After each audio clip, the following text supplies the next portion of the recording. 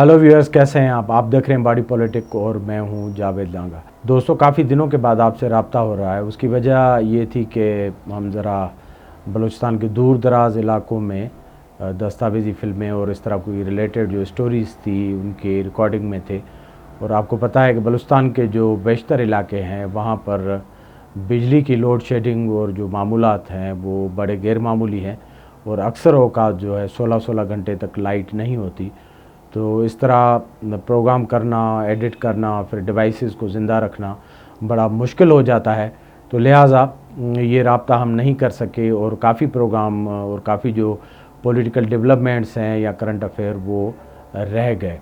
जब मैं वापस आया हूँ तो हमारे पड़ोस में सबसे बड़ी डेमोक्रेसी दुनिया में जिसको कहा जाता है हिंदुस्तान, उनके इलेक्शन हो चुके हैं और नताइज भी आ चुके हैं। गो के नरेंद्र मोदी की जो पार्टी है भारतीय जनता पार्टी, वो एक सिंगल लार्जेस्ट पार्टी के तौर पर सामने आई है और एक इत्तेहाद या कोएलिशन को मिलाकर वो हुकूमत बनाने में तो कामयाब हुए हैं। लेकिन उनकी पार्टी और जिस तरह प्रोजेक्शन थे और एब्सोल्युटली जिस तरह तज्ज़े आ रहे थे कि बीजेपी अकेले तौर पर एक बहुत बड़ी पावरफुल पार्टी के तौर पर इमर्ज होगी और वो सिंगल हैंडेडली हुकूमत बना लेंगे और तीसरी मर्तबा नरेंद्र मोदी साहब बीजेपी के जो है वो उस पर सवार होकर रथ पर हिंदुस्तान के एक नए शहंशाह बनकर उभरेंगे। वो ख्वाब बीजेपी का और मोदी साहब का शर्मिंदा ताबीर नहीं हुआ और वहाँ जो अपोजिशन थी या अलायंस था जिसका नाम इंडिया था और जिसमें मेजर पार्टी कांग्रेस पार्टी थी और उनकी जो रीजनल बाकी जो पार्टीज़ हैं तृणमूल कांग्रेस वगैरह, उन्होंने बड़ी ज़बरदस्त किस्म की जो फ़ाइट बैक की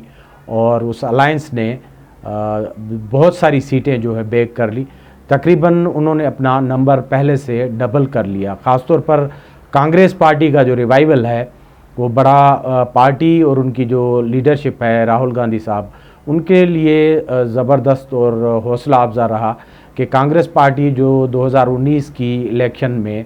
करीबन 48-49 सीटों पर जाकर खड़ी हुई थी, वो 99 सीट्स पर आ गई हैं और उनके लिए ये रिमार्केबल कमबैक है कांग्रेस के लिए, जो बड़ी हिस्टोरिकल पार्टी रही है हिंदुस्तान की एक लंबे अरसे तक। नरेंद्र मोदी साहब की जो हुक्मरानी है बीजेपी की और जिस तरह उनका तरीक़ेकार था हिंदुस्तान जैसी बड़ी डेमोक्रेसी को, जहाँ एक बड़ी स्पेस है बात करने की, सेक्युलर सोसाइटी समझी जाती है, वहाँ बहुत सारी आवाज़ें हैं, अदर वॉइसेस हैं, रीजनल पार्टीज़ हैं और प्रोविंशियल जो ऑटोनॉमी है या खुद मुख्तियारी है वो भी एक इंतहाई सतह तक है। तो ऐसे सिस्टम में मोदी साहब की जो पॉलिटिक्स थी, आपने बहुत सारे तज्ज़े सुने और देखे होंगे, क्योंकि एक हिंदुस्तान की जो इलेक्शन है वो बड़ा एक लंबा प्रोसेस है। करीबन 6 हफ्तों का ये एक तवील मरहला था जिसमें 7 जो मुख्तलिफ स्टेजेस में वहाँ लोकसभा के चुनाव या इलेक्शंस होते हैं और ये बड़े थकाने वाले मराहल थे जिसमें सख्त गर्मी थी, बड़ी जो अमवात भी हुई, स्ट्रोक्स हुए, क्योंकि लोगों को बड़ी बड़ी लाइनों में लगकर कॉन्स्टिट्यूंसीज़ में लाखों मिलियंस तक वोट हैं जो कास्ट होते हैं। दूसरा एक लंबी एक्सरसाइज थी जिससे गुज़र कर लोगों ने 2024 के इलेक्शन में वोट डाला और अपनी जो राय दी उसमें उन्होंने नरेंद्र मोदी और उनके लिए जो तज्ज़े हो रहे थे कि वो ईज़िली सिंगल पार्टी के तौर पर भी स्वीप करेंगे और उनका अलायंस जो है 400 और उससे भी ज़्यादा 450 तक सीट्स लेकर दोबारा से यानी तीसरी मर्तबा हिंदुस्तान को गवर्न करेगा। लेकिन हिंदुस्तान का जो मैंडेट है वो बड़ा डिवाइडेड और स्प्लिट मैंडेट रहा और लोगों ने किसी भी सिंगल पार्टी को सादा अक्सरियत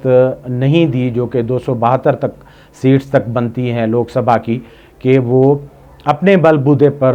हुकूमत बना सकें और बाकी अपने फोल्ड को मजबूत करने के लिए अपने इत्तेहादियों को इस्तेमाल करें। क्योंकि बीजेपी जो है वो सिर्फ 243 सीटें ले पाई है, तो उनको इत्तेहादियों की सख्त ज़रूरत है। तो उन्होंने जो दूसरे उनके इलेक्शन में इत्तेहादी थे, छोटी जो पार्टीज़ हैं,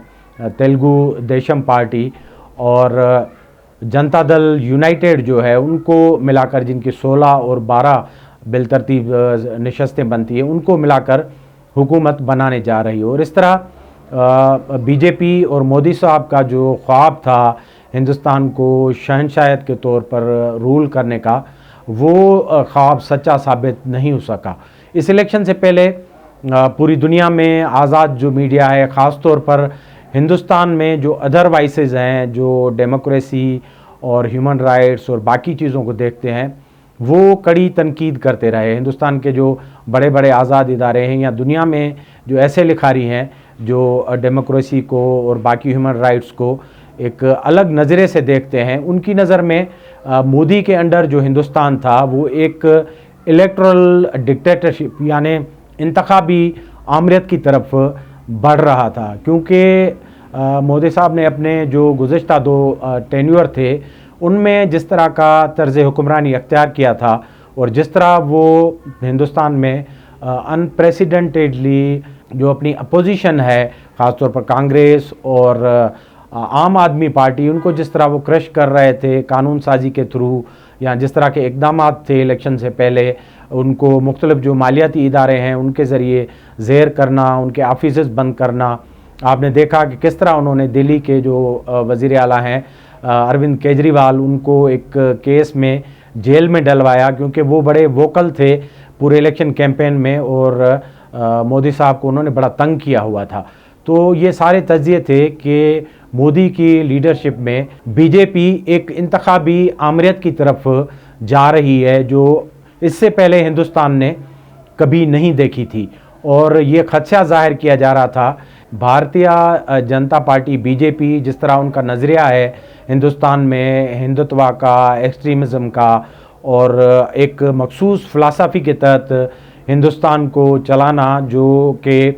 आज के दौर में आप एक तसव्वुराती और यूटोपियन फ़िलासफ़ी कह सकते हैं। गो के उसका एक तारीख़ी पस मंज़र हो सकता है कि किस तरह बीजेपी ने और उनका जो संघ परिवार है उन्होंने ये नज़रिया ड्राइव किया है कि हिंदुस्तान की जो पूरी हिस्ट्री रही है उसमें जो हमलावर आए हैं नॉर्थ से, उनकी एक मेजॉरिटी इत्तेफाक से मुसलमानों की रही है। तो वहाँ उन्होंने एक आइडियालॉजी बना ली थी कि हिंदुस्तान पर जो हमले हुए हैं या हिंदुस्तान की जो ओरिजिनलिटी है या उनका जो इंडिजिनस कल्चर है हिंदुस्तान का हिस्टोरिकल, जिसे बीजेपी एक हिंदू कल्चर कहती है, उसको उन हमलावरों ने और बाकी जो लोग ईरानियन ओरिजिन के, अफ़गानी ओरिजिन के या नॉर्थ से आए हैं, उन्होंने पॉल्यूट किया है और उनको वो मुस्लिम के या इन्वेडर्स के उसमें ब्रैकेट में लेकर एक इस तरह का फ़िलासफ़ी बीजेपी और संघ परिवार ने बनाई थी, जिसकी आपने एडवोकेसी इस इलेक्शन में भी देखी होगी कि मुसलमान और इस तरह जो बाकी जो कल्चरल मिनॉरिटीज़ हैं वो हिंदुस्तान की जो हिस्टोरिकल आइडेंटिटी है उसके लिए ख़तरा है। तो जदीद हिंदुस्तान जो एक बड़ा मुसाफित और पॉलिटिकल ट्रैवल करके हिस्ट्री की आज के दौर में पहुंचा है, जहां बहुत सारे जो नज़रियात,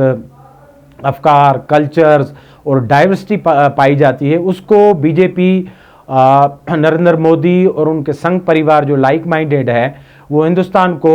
एक मेडिवल पीरियड में और तारीख़ के उस दौर में ले जाना चाहते थे जहां एक सिंगल आइडेंटिटी वजूद रखती थी। लेकिन आपको पता है कि जो सोसाइटीज़ ग्रो करती हैं उनके अंदर एक रेजिलियंस होती है रिटेलिएट करने की। तो इस इलेक्शन में हिंदुस्तान ने मोदी के वो शहंशाह बनने के जितने ख्वाब थे वो चकनाचूर कर दिए और उनका जो इरादा था कि वो हिंदुस्तान में अपनी ज़ाती फ़िलासफ़ी के बुनियाद पर और तरक्की का जो स्लोगन है उसको इस्तेमाल करके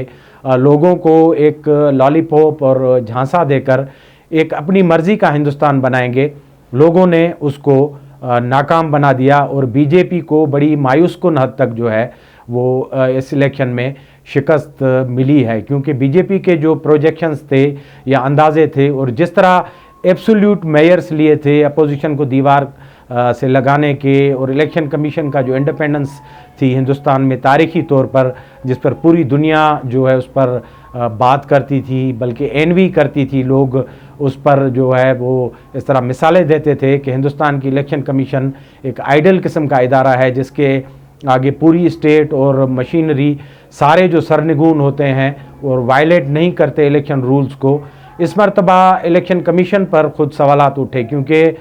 मोदी ने और बीजेपी ने जो रिफॉर्म्स किए थे, पहली मरतबा इलेक्शन कमीशन का जो सरबराह है उसका मुकर्रर करने का अख्तियार उन्होंने जुडिशरी से लेकर हुकूमत के हवाले किया था। तो ये समझा जा रहा था कि ये सारे जो मेयर्स हैं वो नरेंद्र मोदी अपनी जो एब्सोल्यूट मेजॉरिटी और शहनशाहियत या जो इलेक्टोरल डिक्टेटरशिप है उसको कायम करने के लिए ये सारे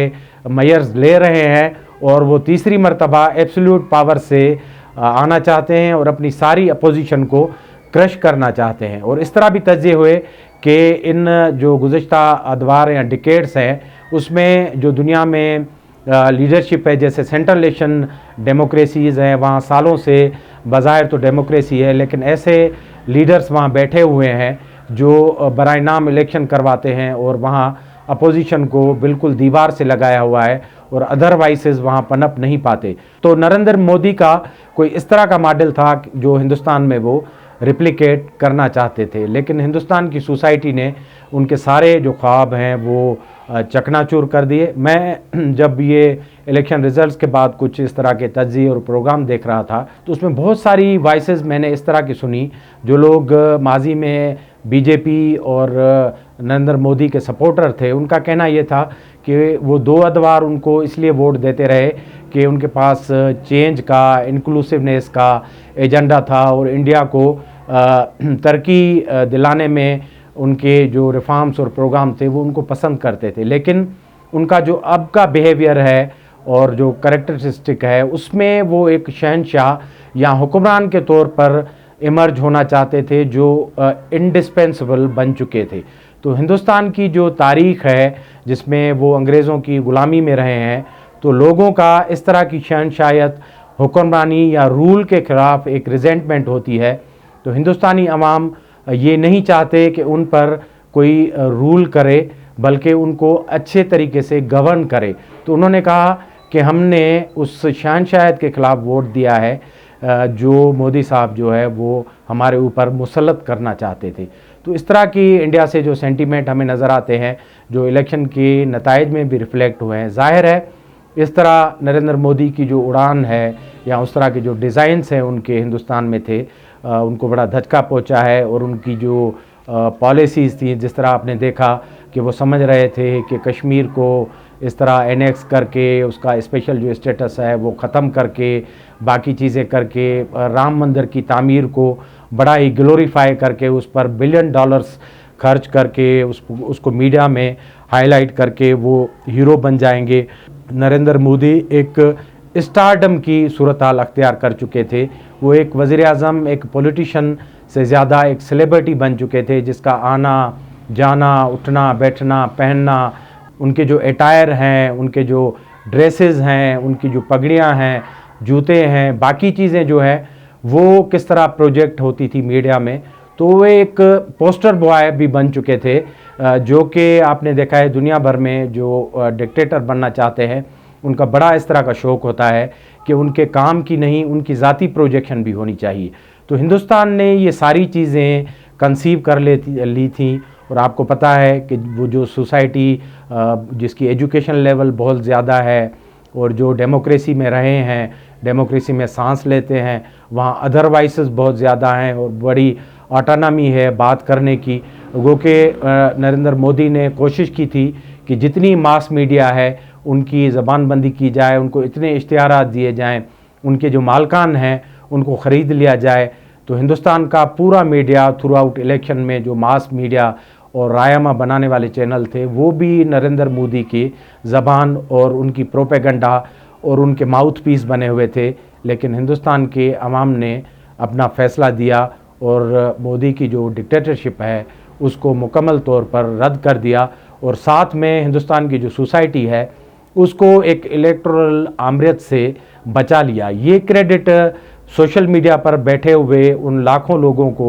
और उन वॉइसेस को जाता है जिन्होंने एक मास मीडिया की गैर मौजूदगी में और ज़बानबंदी में एक मुहिम चलाई, एक आवाज़ बुलंद की और उन पार्टीज़ की सपोर्ट की जो पार्टीज़ हिंदुस्तान में एक नई आमरियत या नस्ली इंतहा पसंदी या मजहबी इंतहा पसंदी को मुसलत करने की कोशिश में लगी हुई थी, उनको मुकम्मल तौर पर नाकाम किया। और एक ऐसी अपोजिशन जिसकी हिस्ट्री में एक सेक्युलर, लिबरल या डेमोक्रेटिक रिवायत रही है, उनको काफ़ी उनकी वोट देकर हौसला अफजाई की। और आपने देखा कि किस तरह कांग्रेस का रिवाइवल हुआ है, और साथ में जो लाइक माइंडेड पार्टीज़ हैं, इस तरह हिंदुस्तान में डेमोक्रेसी और पड़ोस में अमन चाहती हैं, उनको वोट देकर कामयाब किया। तो